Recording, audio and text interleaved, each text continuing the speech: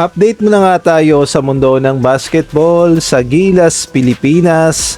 Ito nga mga susunod na edisyon ng SEA Games mas mabigat lalong-lalo na sa 2028. Samantalang panibagong Gilas, Pilipinas players 100% local player ito. Sino kaya? Ngunit bago tayo magpatuloy, pakipindot naman ang like, subscribe at ang notification bell para updated ka sa susunod kong i-upload.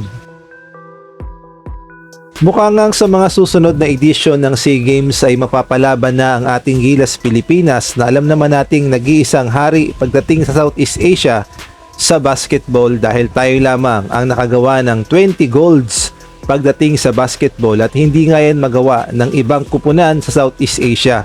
Ngunit sa mga susunod na edisyon ng Southeast Asia Basketball o SEA Games ay mukhang mapapalaban na ang Gilas Pilipinas.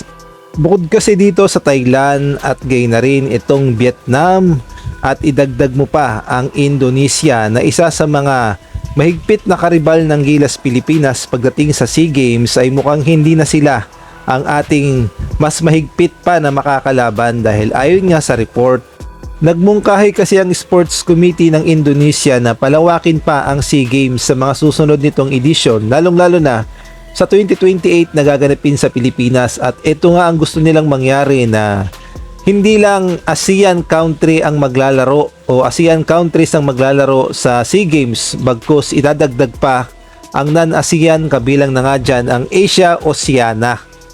Kaya naman ang mangyayari ay madadagdagan ang mga kupunan sa SEA Games ng Asia Oceania na kinabibilangan ng kupunan ng PG at gayon na rin itong Bhutan at ito matindi kasama na rin dyan syempre ang powerhouse na Australia at gayon na rin ng New Zealand. At kung halimbawang si Coach Norman pa rin ang hahawak sa SEA Games 2028 sa Gilas Pilipinas, tignan na lang natin kung ipapadala ba muli ang Gilas Pilipinas Team C o baka naman ang ating regular Gilas Pilipinas na ang ipadala sa SEA Games 2028 kung sakaling magkatotoo ang panukala ng Indonesia.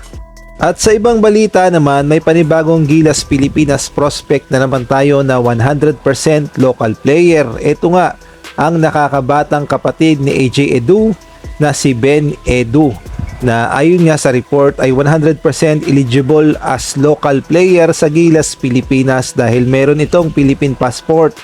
At sa mga nagtatanong kung gaano nga ba kagaling itong si Ben Edu, panoodin na lang natin ang kanyang mga highlights.